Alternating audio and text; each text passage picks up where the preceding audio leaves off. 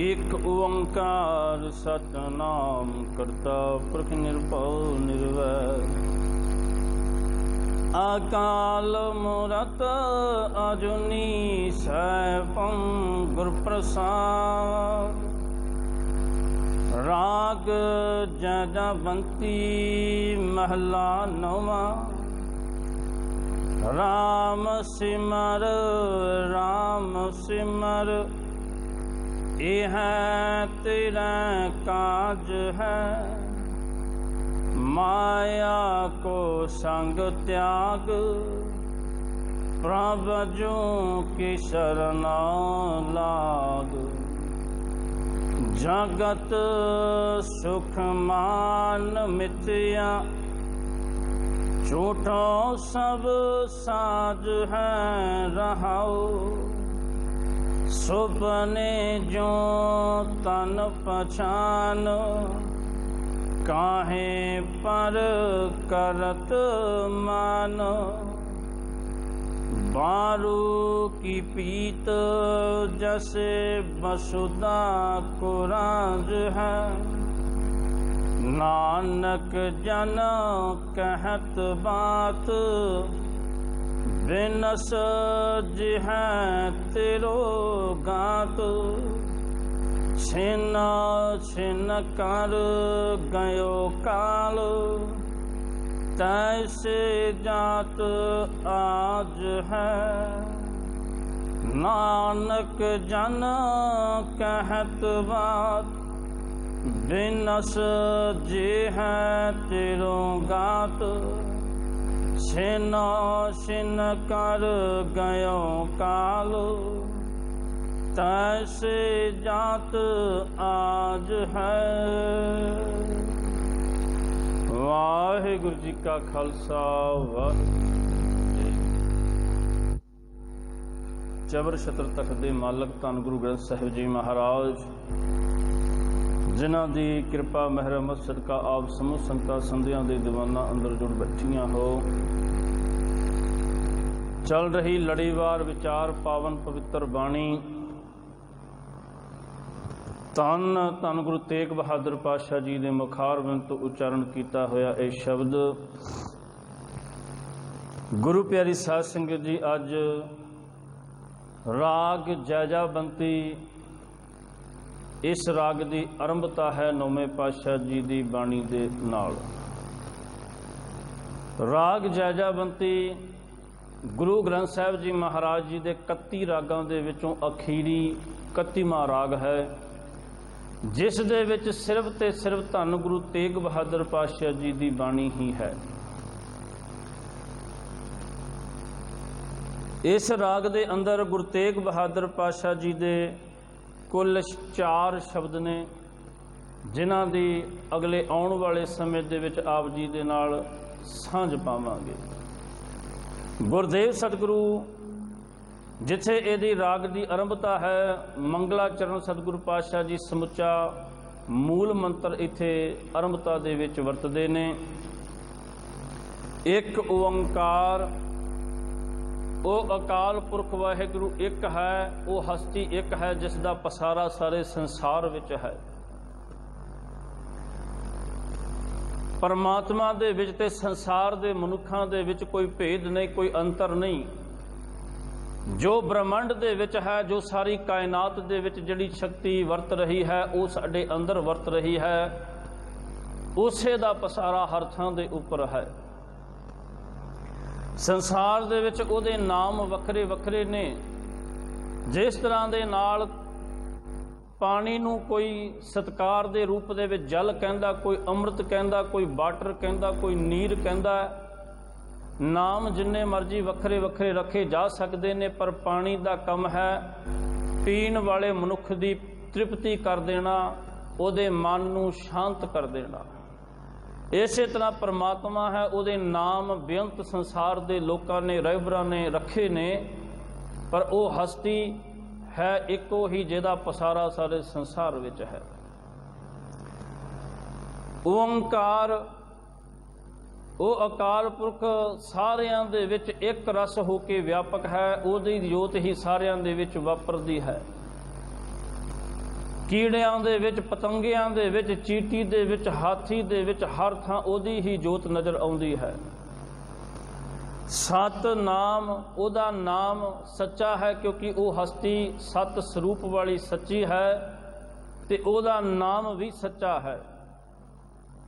ਪਾਤਸ਼ਾਹ ਕਹਿੰਦੇ ਕਰਤਾ ਉਹ ਕ੍ਰੀਏਟਰ ਹੈ, ਉਹ ਰਚਨਹਾਰ ਹੈ ਜਿਹਨੇ ਸੰਸਾਰ ਦੀ ਰਚਨਾ ਕੀਤੀ ਹੈ ਤੇ ਪੁਰਖ ਉਹ ਰਚਨਾ ਕਰਨ ਤੋਂ ਬਾਅਦ ਦੇ ਵਿੱਚ ਹਰ ਇੱਕ ਚੀਜ਼ ਦੇ ਵਿੱਚ ਉਹ ਸਮਾਇਆ ਹੋਇਆ ਹੈ। ਜਿਸ ਤਰ੍ਹਾਂ ਦੇ ਨਾਲ ਕਿਸੇ ਨੇ ਇਮਾਰਤ ਬਣਾਈ, ਕਿਸੇ ਨੇ ਲੱਕੜੀ ਦੀ ਕੁਰਸੀ ਬਣਾਈ, ਮੇਜ਼ ਬਣਾਇਆ, ਉਹ ਬਣਾਉਣ ਵਾਲਾ ਕਾਰੀਗਰ, ਉਹ ਕਾਰਪੈਂਟਰ ਉਹਦੇ ਨਾਲ ਨਹੀਂ, ਉਹਨੇ ਆਪਣੀ ਵਸਤੂ ਬਣਾ ਦਿੱਤੀ। ਗੱਡੀ ਤਿਆਰ ਕਰਨ ਵਾਲਿਆਂ ਨੇ ਕੰਪਨੀ ਦੇ ਵਿੱਚ, ਏਜੰਸੀ ਵਿੱਚ ਗੱਡੀ ਤਿਆਰ ਕਰ ਦਿੱਤੀ, ਉਹ ਮਾਰਕੀਟ ਦੇ ਵਿੱਚ ਆਈ ਤੇ ਲੋਕਾਂ ਖਰੀਦ ਲਈ। ਜਦੋਂ ਉਹਦੇ ਵਿੱਚ ਕੋਈ ਨੁਕਸ ਪਏਗਾ ਸਾਨੂੰ ਕੰਪਨੀ ਦੇ ਵਿੱਚੋਂ ਉਹ ਬੰਦੇ ਸੱਦਣੇ ਪੈਣਗੇ ਜਾਂ ਕੰਪਨੀ ਵਿੱਚ ਲੈ ਕੇ ਜਾਣਾ ਪਵੇਗਾ। ਕਿਉਂ? ਜਿਹਨੇ ਉਹਨੂੰ ਬਣਾਇਆ ਉਹ ਉਹਦੇ ਨਾਲ ਨਹੀਂ। ਪਰ ਪਰਮਾਤਮਾ ਇੱਦਾਂ ਦਾ ਕ੍ਰੀਏਟਰ ਹੈ, ਉਹਨੇ ਜਿਸ ਸੰਸਾਰ ਨੂੰ ਬਣਾਇਆ ਉਸ ਸੰਸਾਰ ਨੂੰ ਬਣਾਉਣ ਤੋਂ ਬਾਅਦ ਦੇ ਵਿੱਚ ਉਹਦੇ ਤੋਂ ਵੱਖਰਾ ਕਿਸੇ ਪਾਸੇ ਵਿੱਚ ਬੈਠ ਨਹੀਂ ਗਿਆ। ਜੋ ਉਹਨੇ ਬਣਾਇਆ ਉਹ ਉਹਦੇ ਵਿੱਚ ਹੀ ਸਮਾਇਆ ਹੋਇਆ ਹੈ। ਪਰਮਾਤਮਾ ਅਲੱਗ ਨਹੀਂ, ਉਹਨੇ ਜੋ ਕੁਝ ਵੀ ਬਣਾਇਆ ਪਰਮਾਤਮਾ ਉਹਦੇ ਵਿੱਚ ਹੀ ਸਮਾਇਆ ਹੋਇਆ ਹੈ, ਉਹਦੇ ਤੋਂ ਵੱਖਰਾ ਨਹੀਂ। ਕ੍ਰੀਏਟਰ ਆਪਣੀ ਜਿਹੜੀ ਉਹਨੇ ਚੀਜ਼ ਬਣਾਈ, ਜਿਹੜੀਆਂ ਵਸਤੂਆਂ ਬਣਾਈਆਂ ਰਚਨਹਾਰ ਨੇ, ਉਹਦੇ ਵਿੱਚ ਉਹ ਕ੍ਰੀਏਟਰ ਸਮਾਇਆ ਹੋਇਆ ਹੈ। ਤੇ ਸਤਿਗੁਰ ਪਾਤਸ਼ਾਹ ਬਚਨ ਕਰਦੇ ਉਹ ਪੁਰਖ ਉਹ ਸਾਰਿਆਂ ਦੇ ਵਿੱਚ ਇੱਕ ਰੂਪ ਹੋ ਕੇ ਵਿਚਰ ਰਿਹਾ ਹੈ। ਨਿਰਭਉ ਸੰਸਾਰ ਦੇ ਹਰ ਇੱਕ ਮਨੁੱਖ ਨੂੰ ਕਿਸੇ ਨਾ ਕਿਸੇ ਦਾ ਡਰ ਹੈ। ਮੌਤ ਦਾ ਡਰ ਸਾਨੂੰ ਸਭ ਤੋਂ ਪਹਿਲਾਂ ਰਹਿੰਦਾ ਹੈ। ਕਿਸੇ ਚੀਜ਼ ਦੇ ਵਿਛੜ ਜਾਣ ਦਾ ਡਰ ਸਾਨੂੰ ਹਮੇਸ਼ਾ ਸਤਾਉਂਦਾ ਰਹਿੰਦਾ ਹੈ। ਜਿਹੜੀ ਚੀਜ਼ ਪ੍ਰਾਪਤ ਹੋਈ ਕਦੇ ਸਾਡੇ ਕੋਲੋਂ ਛੁੱਟ ਨਾ ਜਾਵੇ ਉਹਦਾ ਡਰ ਰਹਿੰਦਾ ਹੈ। ਜਿਹੜਾ ਨਵਾਂ ਹੈ ਕਿਤੇ ਪੁਰਾਣਾ ਨਾ ਹੋ ਜਾਵੇ ਉਹਦਾ ਵੀ ਡਰ ਰਹਿੰਦਾ ਹੈ। ਤੇ ਅਕਾਲ ਪੁਰਖ ਇੱਕ ਇੱਦਾਂ ਦਾ ਹੈ ਨਿਰਭਉ, ਉਹਨੂੰ ਕਦੇ ਕਿਸੇ ਦਾ ਡਰ ਨਹੀਂ ਹੁੰਦਾ। ਕਿਉਂਕਿ ਸਾਧ ਸੰਗਤ ਜੀ ਡਰ ਉਦੋਂ ਪੈਦਾ ਹੁੰਦਾ ਹੈ ਜਦੋਂ ਕਿਸੇ ਹਸਤੀ ਦੇ ਬਰਾਬਰ ਦੇ ਵਿੱਚ ਕੋਈ ਦੂਜੀ ਹਸਤੀ ਆ ਜਾਵੇ। ਪਰਮਾਤਮਾ ਇਕੱਲਾ ਹੀ ਸੰਸਾਰ ਦੇ ਵਿੱਚ ਹੈ, ਕੋਈ ਉਹਦੇ ਬਰਾਬਰ ਦਾ ਨਹੀਂ, ਉਹਦੇ ਵਰਗਾ ਕੋਈ ਨਹੀਂ। ਇਸ ਕਰਕੇ ਉਹਨੂੰ ਕਿਸੇ ਦਾ ਡਰ ਵੀ ਨਹੀਂ। ਨਿਰਵੈਰ, ਪਰਮਾਤਮਾ ਦਾ ਕਿਸੇ ਦੇ ਨਾਲ ਵੈਰ ਨਹੀਂ, ਕਿਸੇ ਨਾਲ ਲੜਾਈ ਨਹੀਂ, ਕਿਸੇ ਨਾਲ ਰੰਜਿਸ਼ ਨਹੀਂ, ਕਿਸੇ ਨਾਲ ਖੁੰਦਕ ਨਹੀਂ। ਉਹ ਕਿਸੇ ਦੇ ਨਾਲ ਆਪਣਾ ਵੈਰ ਵਿਰੋਧਤਾ ਨਹੀਂ ਰੱਖਦਾ। ਕਿਉਂਕਿ ਸਾਧ ਸੰਗਤ ਜੀ ਅਸੀਂ ਉਸ ਅਕਾਲ ਪੁਰਖ ਦੇ ਪੁੱਤਰ ਹਾਂ, ਉਹਦੇ ਬੱਚੇ ਹਾਂ। ਪਰਮਾਤਮਾ ਹਮੇਸ਼ਾ ਚਾਹੁੰਦਾ ਵੀ ਉਹਦੇ ਬੱਚੇ, ਉਹਦੇ ਪੁੱਤਰ ਉਹਦੀ ਬਣਾਈ ਹੋਈ ਕਾਇਨਾਤ ਦੇ ਵਿੱਚ ਹੱਸਦੇ ਵਸਦੇ ਰਹਿਣ।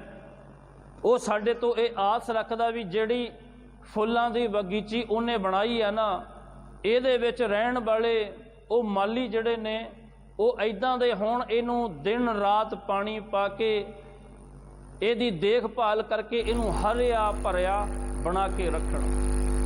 ਪਰ ਜਿਸ ਵੇਲੇ ਅਸੀਂ ਉਹਦੇ ਨਿਯਮਾਂ ਦੇ ਵਿਰੁੱਧ ਜਾਂਦੇ ਹਾਂ, ਉਸ ਬਗੀਚੇ ਨੂੰ ਅਸੀਂ ਪਾਣੀ ਨਹੀਂ ਸਿੰਚਦੇ, ਉਹਦੀ ਗੋਡੀ ਨਹੀਂ ਕਰਦੇ, ਉਹਦੇ ਵਿੱਚ ਲੱਗੇ ਹੋਏ ਹਰੇ ਭਰੇ ਫੁੱਲਾਂ ਨੂੰ ਅਸੀਂ ਤੋੜਨ ਦੀ ਕੋਸ਼ਿਸ਼ ਕਰਦੇ ਹਾਂ, ਉਹਨੂੰ ਉਜਾੜਨ ਦੀ ਕੋਸ਼ਿਸ਼ ਕਰਦੇ ਹਾਂ, ਤੇ ਫਿਰ ਸਾਧ ਸੰਗਤ ਜੀ ਇਹਦਾ ਦੰਡ, ਇਹਦੀਆਂ ਸਜ਼ਾਵਾਂ ਸਾਨੂੰ ਭੁਗਤਣੀਆਂ ਪੈਂਦੀਆਂ ਨੇ।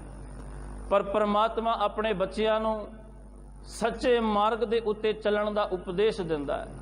ਸਾਧ ਸੰਗਤ ਜੀ ਚੰਗਿਆਈ ਦਾ ਉਪਦੇਸ਼ ਸਾਨੂੰ ਹਰ ਥਾਂ ਤੋਂ, ਹਰ ਕਾਲਜ, ਹਰ ਯੂਨੀਵਰਸਿਟੀ, ਹਰ ਸਕੂਲ, ਇੱਥੇ ਤੱਕ ਮਾਂ ਬਚਪਨ ਤੋਂ ਆਪਣੇ ਬੱਚੇ ਨੂੰ ਚੰਗੀ ਤਾਲੀਮ, ਚੰਗੇ ਗੁਣ ਦਿੰਦੀ ਹੈ। ਪਰ ਸਾਧ ਸੰਗਤ ਜੀ ਧਰਮ ਦੇ ਰਾਹ ਤੋਂ ਖੁੰਝ ਜਾਣ ਦਾ ਰਸਤਾ ਪਤਾ ਨਹੀਂ ਕੌਣ ਦੱਸਦਾ ਹੈ। ਉਹ ਕਿਹੜੀ ਅਕੈਡਮੀ, ਕਿਹੜਾ ਵਿਦਿਆਲਾ, ਕਿਹੜੀ ਯੂਨੀਵਰਸਿਟੀ ਹੈ ਜਿਹੜੀ ਸਾਨੂੰ ਕੁਰਾਹੇ ਪੈਣ ਦੀ ਪੜ੍ਹਾਈ ਪੜ੍ਹਾਉਂਦੀ ਹੈ। ਹਰ ਥਾਂ ਤੇ ਚੰਗੀ ਤਾਲੀਮ, ਸਿੱਖਿਆ ਦਿੱਤੀ ਜਾਂਦੀ, ਪਰ ਇਹ ਪਾਪ ਕਰਨ ਦੀ ਤਾਲੀਮ ਕੌਣ ਦਿੰਦਾ, ਕਿੱਥੋਂ ਸਿੱਖ ਲੈਂਦੇ ਨੇ। ਇਸ ਕਰਕੇ ਪਰਮਾਤਮਾ ਦਾ ਕਿਸੇ ਨਾਲ ਵੈਰ ਵਿਰੋਧ ਨਹੀਂ, ਕਿਸੇ ਨਾਲ ਝਗੜਾ ਨਹੀਂ।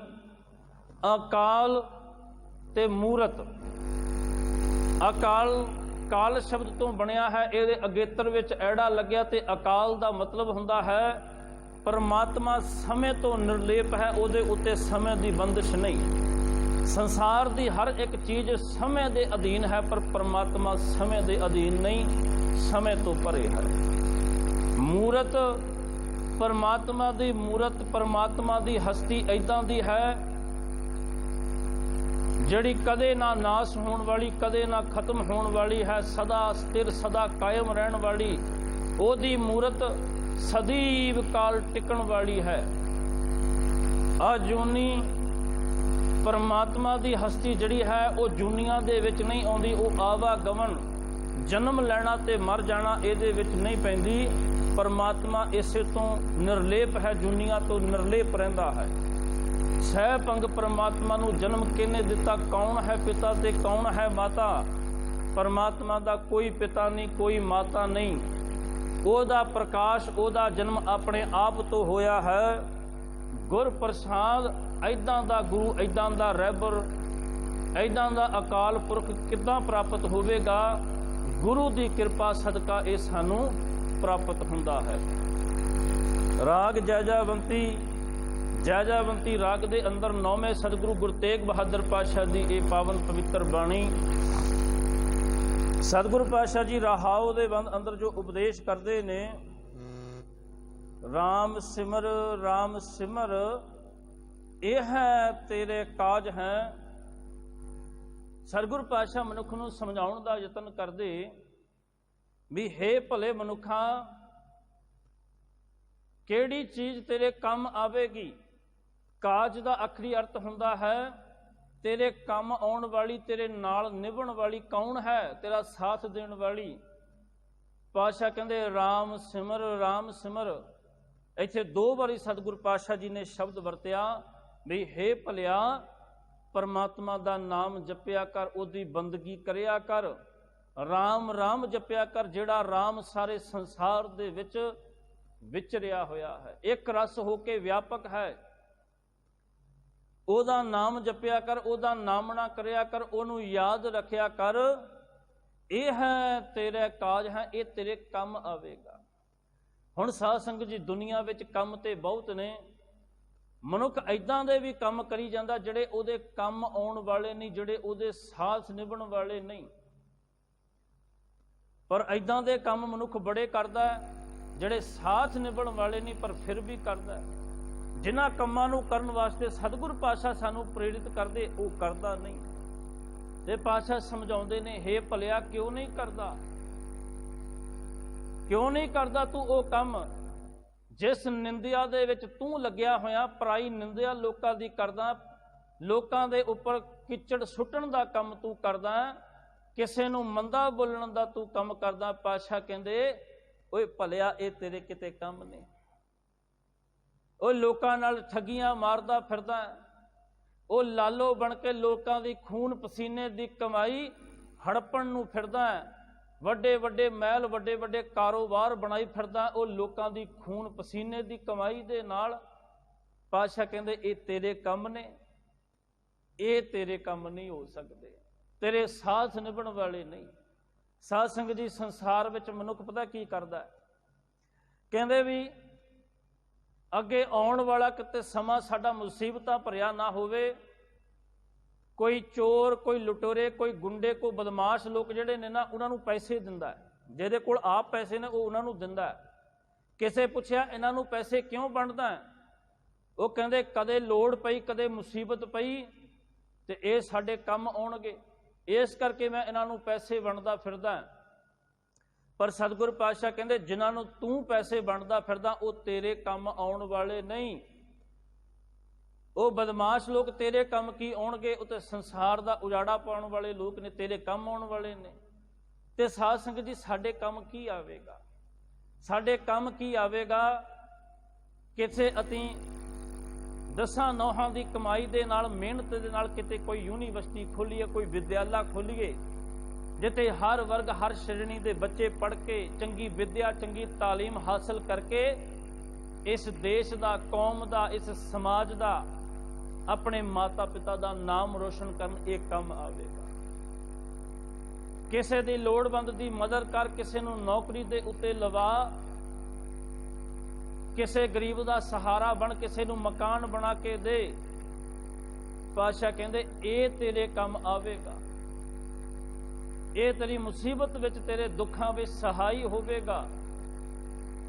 ਸਾਧ ਸੰਗਤ ਜੀ, ਕਿਸੇ ਨੇ ਕਿਹਾ ਵੀ ਸਾਨੂੰ ਪਰਮਾਤਮਾ ਨੇ ਭੈਣ ਦੀ ਦਾਤ ਨਹੀਂ ਬਖਸ਼ੀ, ਸਾਡੀ ਕੋਈ ਭੈਣ ਨਹੀਂ, ਸਾਡੀ ਕਾਸ਼ ਕੋਈ ਭੈਣ ਹੁੰਦੀ ਤੇ ਸਾਡੇ ਘਰ ਵੀ ਆਇਆ ਕਰਦੀ, ਸਾਨੂੰ ਚਾਹ ਚੜ੍ਹਦਾ।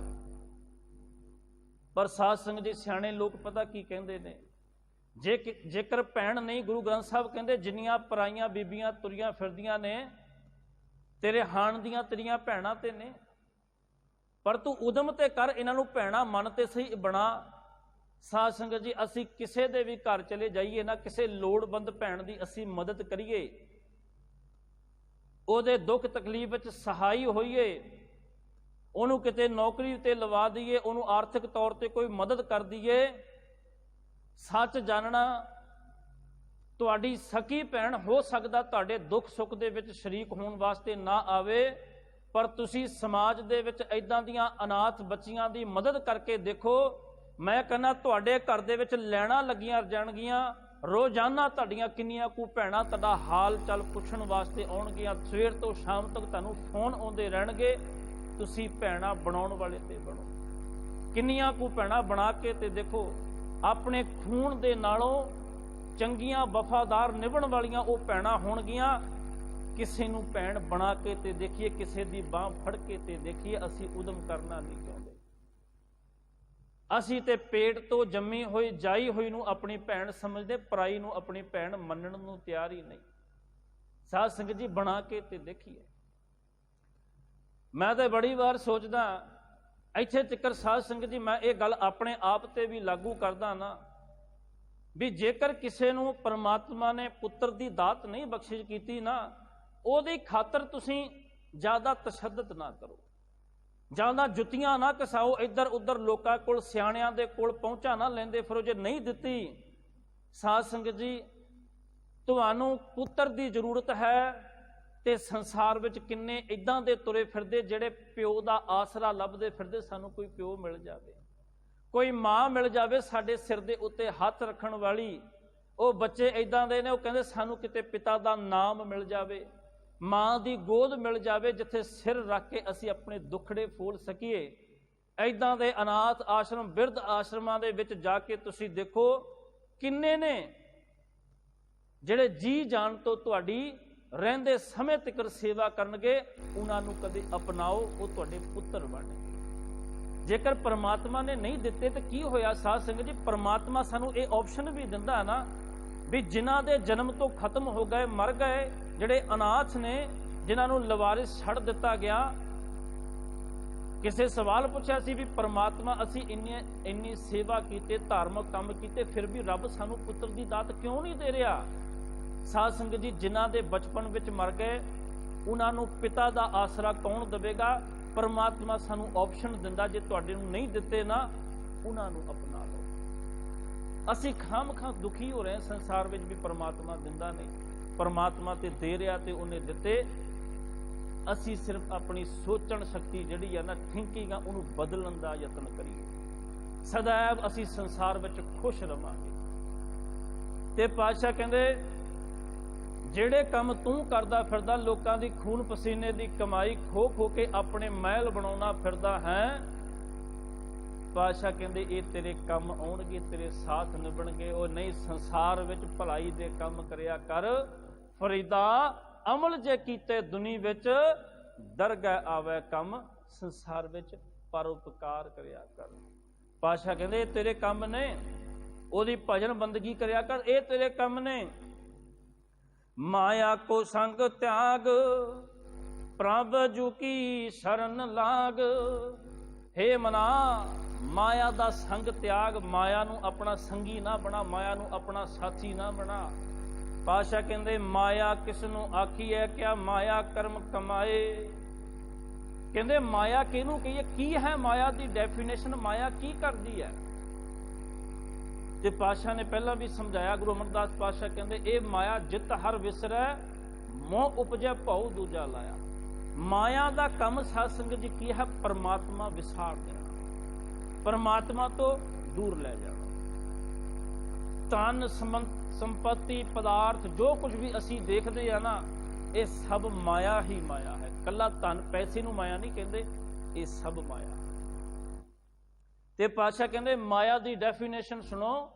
ਮਾਇਆ ਕਿਸ ਨੂੰ ਆਖੀ ਹੈ? ਕਿ ਮਾਇਆ ਕਰਮ ਕਮਾਏ, ਦੁੱਖ ਸੁਖ ਇਹ ਜੀਉ ਬੱਧ ਹੈ, ਹਉਮੈ ਕਰਮ ਕਮਾਏ। ਕਹਿੰਦੇ ਮਨੁੱਖ ਦੁੱਖ ਸੁੱਖ ਦੇ ਵਿੱਚ ਬੱਝਿਆ ਹੋਇਆ, ਇਹ ਹਮੇਸ਼ਾ ਇਹੋ ਯਤਨ ਕਰਦਾ ਰਹਿੰਦਾ ਮੇਰਾ ਦੁੱਖ ਛੁੱਟ ਜਾਵੇ, ਮੈਂ ਸੁਖੀ ਹੋ ਜਾਵਾਂ, ਮੇਰੀ ਜ਼ਿੰਦਗੀ ਵਿੱਚ ਦੁੱਖ ਕਦੇ ਨਾ ਆਵੇ, ਮੈਂ ਸੁਖੀ ਹੋ ਜਾਵਾਂ। ਹਉਮੈ ਕਰਮ ਕਮਾਏ, ਆਪਣੇ ਆਪਣੀ ਮੈਂ ਨੂੰ ਲੈ ਕੇ ਆਪਣੇ ਆਪ ਨੂੰ ਵਡਿਆਉਣ ਦੇ ਚੱਕਰ ਵਿੱਚ ਸੰਸਾਰ ਵਿੱਚ ਤੁਰਿਆ ਰਹਿੰਦਾ। ਸਾਧ ਸੰਗਤ ਜੀ, ਇੱਕ ਭਰਾ ਭਰਾ ਦਾ ਕਾਤਲ ਕਿਉਂ ਬਣ ਜਾਂਦਾ ਹੈ? ਮਾਂ ਨੇ ਦੋਨਾਂ ਨੂੰ ਆਪਣੀ ਗੋਦੀ ਵਿੱਚ ਖੜਾਇਆ, ਇੱਕੋ ਬਰਤਨ ਦੇ ਵਿੱਚ ਦੋਨੋਂ ਖਾਂਦੇ ਰਹੇ, ਇਕੱਠੀਆਂ ਇੱਕ ਕਿਤਾਬਾਂ ਦਾ ਬੈਗ ਲੈ ਕੇ ਦਿੱਤਾ, ਦੋਨੋਂ ਇਕੱਠੇ ਪੜ੍ਹਦੇ ਰਹੇ, ਕੱਪੜੇ ਦੋਨੋਂ ਭਰਾ ਆਪਸ ਦੇ ਵਿੱਚ ਸ਼ੇਅਰ ਕਰਦੇ ਰਹੇ, ਜੁੱਤੀ ਕਦੇ ਉਹ ਪਾ ਲੈਂਦਾ ਕਦੇ ਉਹ ਪਾ ਲੈਂਦਾ। ਪਰ ਅੱਜ ਕੀ ਸਾਧ ਸੰਗਤ ਜੀ ਹੋ ਗਿਆ? ਇੱਕ ਭਰਾ ਦੂਜੇ ਭਰਾ ਦਾ ਕਾਤਲ ਬਣ ਗਿਆ, ਕਿਉਂਕਿ ਪਾਤਸ਼ਾਹ ਕਹਿੰਦੇ ਨੇ ਆਪਣੇ ਆਪ ਨੂੰ ਸੁਖੀ ਕਰਨਾ ਚਾਹੁੰਦਾ, ਆਪਣਾ ਦੁੱਖ ਕੱਟਣਾ ਚਾਹੁੰਦਾ, ਸੁਖੀ ਕਰਨਾ ਚਾਹੁੰਦਾ ਹੈ। ਮੈਂ ਆਪਣੇ ਆਪ ਨੂੰ ਸੁਖੀ ਕਰਨ ਵਾਸਤੇ ਜੇਕਰ ਭਰਾ ਦਾ ਗਲਾ ਵੀ ਵੱਢਣਾ ਪਵੇ ਤੇ ਵੱਢ ਦਿਆਂ।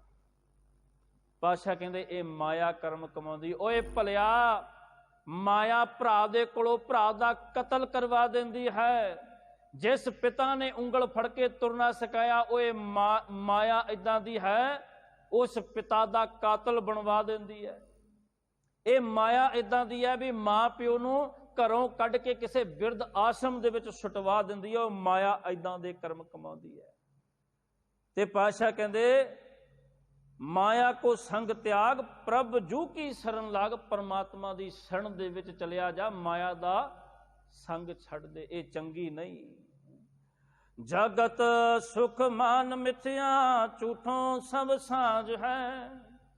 ਕਹਿੰਦੇ ਜਗਤ ਦੇ ਸੁੱਖਾਂ ਨੂੰ ਝੂਠੇ, ਇਹਨਾਂ ਨੂੰ ਤੂੰ ਜਗਤ ਦੇ ਜਿਹੜੇ ਸੁੱਖ ਨੇ ਨਾ, ਪਦਾਰਥਾਂ ਦੇ ਜਿਹੜੇ ਸੁੱਖ ਨੇ, ਜਿਨ੍ਹਾਂ ਦੇ ਖਾਤਰ ਤੂੰ ਕਹਿੰਦਾ ਵੀ ਮੈਂ ਸੁਖੀ ਹਾਂ, ਜਿਹੜੀਆਂ ਵਸਤੂਆਂ ਤੈਨੂੰ ਮਿਲ ਜਾਣ ਤੂੰ ਸੁਖੀ ਹੋ ਜਾਵੇਂ। ਪਾਤਸ਼ਾਹ ਕਹਿੰਦੇ ਜਗਤ ਸੁਖ ਮਾਨ ਮਿਥਿਆ, ਮਿੱਥੇ ਹੋਏ ਨੇ, ਕੂੜ ਨੇ, ਜ਼ਿਆਦਾ ਦਿਨ ਤੱਕ ਟਿਕਣ ਵਾਲੇ ਨਹੀਂ। ਝੂਠੋ ਸਭ ਸਾਜ਼ ਹੈ, ਇਹ ਸਾਰੇ ਕੰਮਕਾਰ, ਇਹ ਸਾਜੋ ਸਮਾਨ ਝੂਠੇ ਨੇ, ਜ਼ਿਆਦਾ ਸਮਾਂ ਟਿਕਣ ਵਾਲੇ ਨਹੀਂ। ਤੇ ਇਹ ਜਗਤ ਝੂਠਾ ਹੈ। ਤੇ ਸਾਧ ਸੰਗਤ ਜੀ, ਗੁਰਦੇਵ ਸਤਿਗੁਰੂ ਨੇ ਜਿਹੜੇ ਲੋਕ ਮਾਇਆ ਦੇ ਵਿੱਚ ਰੰਗੇ ਹੋਏ ਨਾ, ਉਹਨਾਂ ਦੇ ਬਾਬਤ ਇਹ ਸ਼ਬਦ ਵਰਤੇ ਨੇ, ਭਾਈ ਜਗਤ ਸੁਖ ਮਾਨ ਮਿਥਿਆ। ਜਗਤ ਦੇ ਸੁੱਖਾਂ ਨੂੰ ਸਦੀਵ ਕਾਲ ਤੱਕ ਤੂੰ ਮਾਣ ਨਹੀਂ ਸਕਦਾ, ਇਹ ਤੇ ਝੂਠੇ ਨੇ। ਤੇ ਪਾਤਸ਼ਾਹ ਕਹਿੰਦੇ ਜਿਸ ਤਰ੍ਹਾਂ ਦੇ ਨਾਲ ਸਾਧ ਸੰਗਤ ਜੀ ਰਾਜਸਥਾਨ ਦੇ ਵਿੱਚ ਨਾ ਆਮ ਦੇਖੀਏ, ਜਿੱਥੇ ਉਹ ਰੇਤਲੀ ਜ਼ਮੀਨ ਹੁੰਦੀ ਹੈ ਨਾ, ਦੂਰ ਦੂਰ ਤੱਕ ਕਿਤੇ ਪਾਣੀ ਕਿਤੇ ਪੇੜ ਦਿਖਾਈ ਨਹੀਂ ਦਿੰਦਾ। ਤੇ ਕਹਿੰਦੇ ਉਹਨਾਂ ਜੰਗਲਾਂ ਦੇ ਵਿੱਚ ਜਿਸ ਵੇਲੇ ਉਹ ਹਿਰਨ ਜਿਹੜਾ ਨਾ, ਉਹ ਤਪਦੀ ਹੋਈ ਤਪਸ਼ ਦੇ ਵਿੱਚ ਦੌੜਦਾ, ਤੇ ਉਹਨੂੰ ਦੂਰ ਕਿਤੇ ਸੂਰਜ ਦੀ ਰੌਸ਼ਨੀ ਦੇ ਨਾਲ ਰੇਤ ਚਮਕਦੀ ਹੋਈ ਨਜ਼ਰ ਆਉਂਦੀ ਹੈ। ਸੂਰਜ ਦੀ ਰੌਸ਼ਨੀ ਦੇ ਵਿੱਚ ਚਮਕਦੀ ਹੋਈ ਰੇਤ ਏਦਾਂ ਲੱਗਦੀ ਹੈ ਵੀ ਜਿੱਦਾਂ ਪਾਣੀ ਦਾ ਦਰਿਆ ਕਿਤੇ ਵਗਦਾ ਹੈ, ਪਾਣੀ ਦੀ ਨਦੀ ਕਿਤੇ ਵਗਦੀ ਹੈ। ਪਾਤਸ਼ਾਹ ਕਹਿੰਦੇ ਜਦੋਂ ਕੋਲ ਜਾ ਕੇ ਦੇਖਿਆ ਤੇ ਫਿਰ ਪਾਣੀ ਨਹੀਂ, ਫਿਰ ਰੇਤ ਹੀ ਰੇਤ ਹੈ। ਫਿਰ ਦੂਰ ਲੱਗਿਆ, ਫਿਰ ਪਾਣੀ ਹੈ, ਫਿਰ ਪਾਣੀ ਨਹੀਂ ਮਿਲਿਆ। ਤੇ ਪਾਤਸ਼ਾਹ ਇਹਨੂੰ ਸਮਝਾਉਂਦੇ, ਕਹਿੰਦੇ ਮਿਰਗ ਤ੍ਰਿਸ਼ਨਾ ਆਸ ਮਿਥਿਆ ਮਿੱਠੀ। ਮ੍ਰਿਗ ਦੀ, ਹਿਰਨ ਦੀ ਜਿਹੜੀ ਤ੍ਰਿਸ਼ਨਾ ਨਾ, ਆਸ ਵੀ ਮੈਨੂੰ ਪਾਣੀ ਕਿਤੇ ਲੱਭੇਗਾ, ਇਹ ਤ੍ਰਿਸ਼ਨਾ ਇਦਾਂ ਦੀ ਹੈ, ਮਿੱਠੀ ਤ੍ਰਿਸ਼ਨਾ ਹੈ। ਇਹ ਟੇਕ ਮਨੈ ਸਾਧਾਰੀ, ਜਿਹੜੀ ਟੇਕ, ਜਿਹੜਾ ਆਸਰਾ ਉਹਨੇ ਮਨ ਦੇ ਉੱਤੇ ਧਾਰਨ ਕੀਤਾ, ਪਾਤਸ਼ਾਹ ਕਹਿੰਦੇ ਵਿਅਰਥ ਹੈ, ਉਹਨੂੰ ਪਾਣੀ ਕਿਤੇ ਵੀ ਲੱਭਣ ਵਾਲਾ ਨਹੀਂ, ਉਹ ਭਰਮਦਾ ਇੱਕ ਦਿਨ ਮਰ ਜਾਵੇਗਾ। ਤੇ ਪਾਤਸ਼ਾਹ ਕਹਿੰਦੇ ਜਗਤ ਸੁਖ ਮਾਨ ਮਿਥਿਆ, ਝੂਠੈ ਸਭ ਸਾਜ ਹੈ। ਰਾਹਾਉ ਸੁਪਨੇ ਜਿਉ ਤਨ ਪਛਾਨ, ਕਾਹੇ ਪਰ ਕਰਤ ਮਾਨ। ਇਹ ਧਨ ਪਦਾਰਥ ਜੋ ਸੰਪत्ति ਹੈ, ਸੁਪਨੇ ਜੋ ਧਨ ਪਛਾਨ।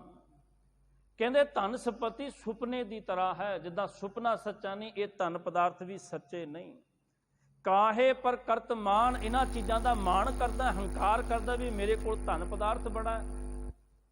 ਪਾਤਸ਼ਾਹ ਕਹਿੰਦੇ ਇਹਨਾਂ ਦਾ ਮਾਣ ਨਾ ਕਰਿਆ ਕਰ, ਇਹਨਾਂ ਦਾ ਅਹੰਕਾਰ ਨਾ ਕਰਿਆ ਕਰ। ਕਿਉਂਕਿ ਸਾਧ ਸੰਗਤ ਜੀ, ਜਿਸ ਧਨ ਸੰਪत्ति ਦਾ, ਜਿਸ ਚੀਜ਼ ਦਾ ਅਸੀਂ ਮਾਣ ਕਰਦੇ ਹਾਂ, ਮਾਣ ਕਾਹਦਾ ਕਰਨਾ? ਇਹਦਾ ਤੇ ਪਤਾ ਨਹੀਂ ਵੀ ਸੰਸਾਰ ਵਿੱਚ ਅਸੀਂ ਟਿਕਣਾ ਵੀ ਅੱਜ ਹੈਗੇ, ਕੱਲ ਹੈਗੇ ਵੀ ਕਿ ਨਹੀਂ, ਇੱਕ ਦਿਨ ਦਾ ਵੀ ਨਹੀਂ ਪਤਾ। ਪਾਤਸ਼ਾਹ ਕਹਿੰਦੇ ਕਾਹਦਾ ਮਾਣ ਕਰਦਾ? ਸੁਪਨੇ ਦਾ ਕਦੇ ਮਾਣ ਨਹੀਂ ਕਰਦਾ ਕਰੀਦਾ, ਮਾਣ ਸੁਪਨੇ ਕਦੇ ਸੱਚ ਨਹੀਂ ਹੋਇਆ ਕਰਦੇ। ਬਾਰੂ ਕੀ ਪੀਤ ਜੈਸੇ ਬਸੁਦਾ ਕੋ ਰਾਜ ਹੈ। ਕਹਿੰਦੇ ਬਾਰੂ ਕੀ ਪੀਤ, ਬਾਰੂ ਦੀ ਬਣੀ ਹੋਈ ਕੰਧ, ਰੇਤ ਦੀ ਬਣੀ ਹੋਈ ਕੰਧ ਸਦਾ ਟਿਕਦੀ ਨਹੀਂ। ਬਸੁਦਾ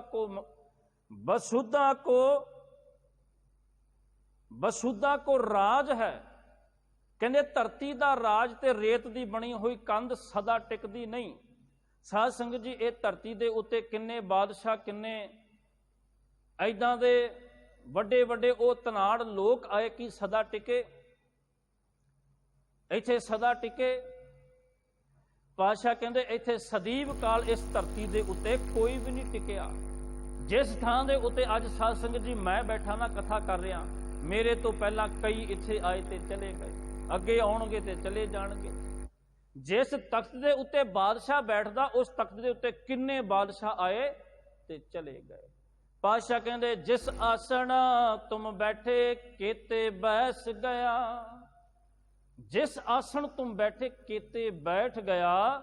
ਜਿੱਥੇ ਅੱਜ ਤੂੰ ਬੈਠ ਕੇ ਲੋਕਾਂ ਨੂੰ ਉਪਦੇਸ਼ ਕਰਦਾ, ਹੰਕਾਰ ਕਰਦਾ, ਮਾਣ ਦੀਆਂ ਗੱਲਾਂ ਕਰਦਾ, ਕਿੰਨੇ ਇੱਥੇ ਬੈਠ ਕੇ ਇੱਥੋਂ ਚਲੇ ਗਏ।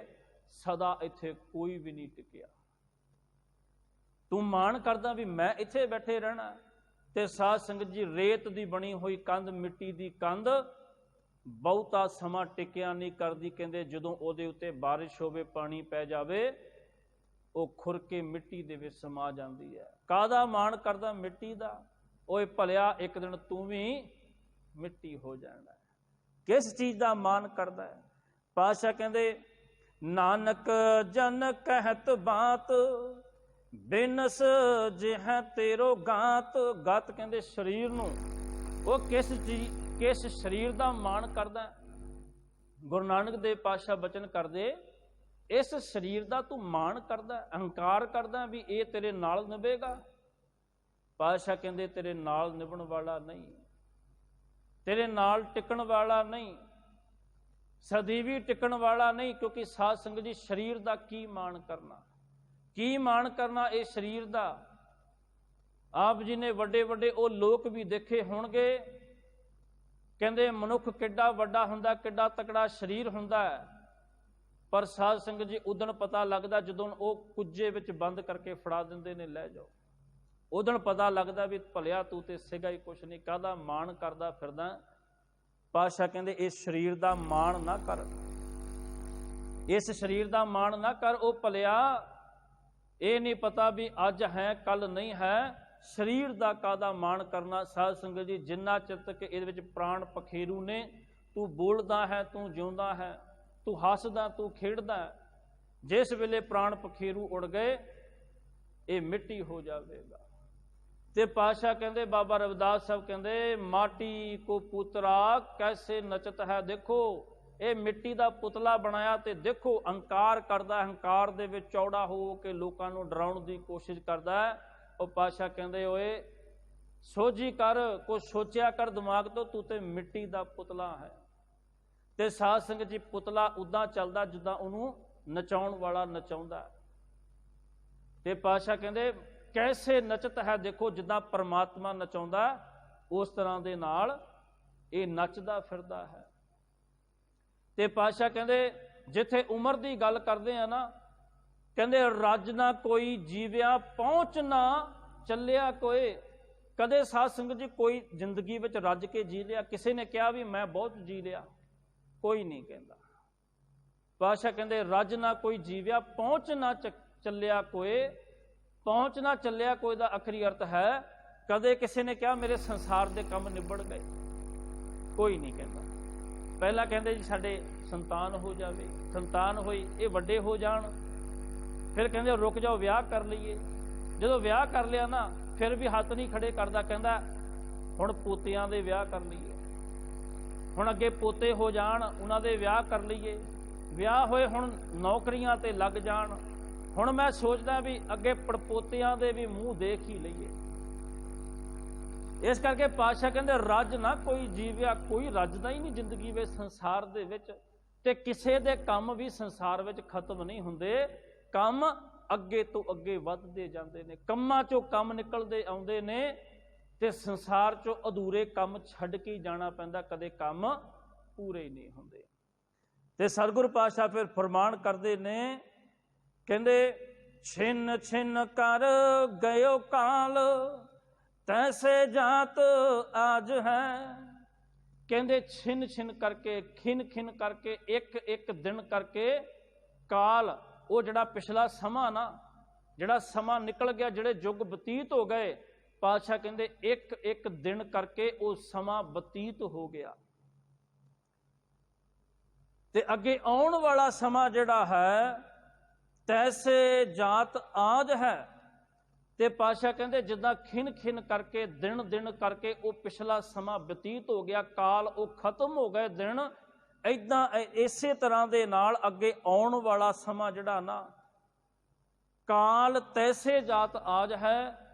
ਅੱਜ ਤੇ ਕੱਲ ਜਿਹੜੇ ਅੱਗੇ ਦਿਨ ਆਉਣੇ ਨੇ ਨਾ, ਇਹ ਵੀ ਇੱਦਾਂ ਕਰਕੇ ਛਿਨ ਛਿਨ ਕਰਕੇ ਬਤੀਤ ਹੋ ਜਾਣੇ, ਇਹ ਵੀ ਖਤਮ ਹੋ ਜਾਣੇ। ਸਦੀਵ ਕੋਈ ਦਿਨ ਟਿਕਿਆ ਨਹੀਂ ਰਹਿਣਾ। ਸਾਧ ਸੰਗਤ ਜੀ, ਜਿਹੜਾ ਸੂਰਜ ਅੱਜ ਚੜ੍ਹਿਆ ਨਾ, ਉਹਨੇ ਸ਼ਾਮ ਨੂੰ ਸਮਾਪਤ ਹੋ ਜਾਣਾ। ਉਹ ਤਰੀਕ, ਉਹ ਦਿਨ, ਉਹ ਸਨ ਕੈਲੰਡਰ ਵਿੱਚੋਂ ਖਤਮ ਹੋ ਜਾਵੇਗੀ, ਦੁਬਾਰਾ ਕਦੇ ਨਹੀਂ ਪਰਤਣੀ। ਇਸ ਕਰਕੇ ਪਾਤਸ਼ਾਹ ਕਹਿੰਦੇ ਉਹ ਦਿਨ ਵੀ ਖਤਮ ਹੋ ਗਿਆ, ਉਹ ਰਾਤ ਵੀ ਇਤਿਹਾਸ ਵਿੱਚੋਂ ਖਤਮ ਹੋ ਗਈ, ਉਹ ਦੁਬਾਰਾ ਪਰਤੇਗੀ ਨਹੀਂ। ਤੇ ਪਾਤਸ਼ਾਹ ਕਹਿੰਦੇ ਜਿਸ ਤਰ੍ਹਾਂ ਦੇ ਨਾਲ ਉਹ ਪਿਛਲਾ ਸਮਾਂ ਕਾਲ ਦਾ ਖਤਮ ਹੋ ਗਿਆ, ਅੱਗੇ ਆਉਣ ਵਾਲਾ ਸਮਾਂ ਵੀ ਇਸ ਤਰ੍ਹਾਂ ਖਤਮ ਹੋ ਜਾਵੇਗਾ। ਹੇ ਭਲੇ ਮਨੁੱਖਾ, ਤੂੰ ਸੰਸਾਰ ਵਿੱਚ ਜਿਹੜੇ ਕੰਮ ਕਰਨ ਆਇਆ, ਉਹਨਾਂ ਕੰਮਾਂ ਨੂੰ ਕਰਿਆ ਕਰ। ਰਾਮ ਸਿਮਰ, ਰਾਮ ਸਿਮਰ, ਇਹ ਤੇਰਾ ਅਸਲ ਕੰਮ ਹੈ। ਪਰਮਾਤਮਾ ਦੀ ਬੰਦਗੀ ਕਰਿਆ ਕਰ। ਇੰਨੀਆਂ ਕੁ ਵਿਚਾਰਾ ਪ੍ਰਵਾਨ ਕਰਨੀਆਂ, ਵਿਚਾਰਾ ਕਰਦਿਆਂ ਹੋਈਆਂ ਭੁੱਲਾਂ ਦੀ ਖਿਮਾ ਦਿਓ ਅਸੀਸ। ਵਾਹਿਗੁਰੂ। ਇੱਕ ਓੰਕਾਰ ਸਤਨਾਮ ਕਰਤਾ ਪੁਰਖ ਨਿਰਭਉ ਨਿਰਵੈਰ, ਅਕਾਲ ਮੂਰਤ ਅਜੂਨੀ ਸੈਭੰ ਗੁਰ ਪ੍ਰਸਾਦ। ਰਾਗ ਜਜਵੰਤੀ ਮਹਲਾ ਨੌਵਾਂ। ਰਾਮ ਸਿਮਰ, ਰਾਮ ਸਿਮਰ, ਇਹ ਤੇਰਾ ਕਾਜ ਹੈ। ਮਾਇਆ ਕੋ ਸੰਗ त्याग, प्रभ जो की शरणा लाग।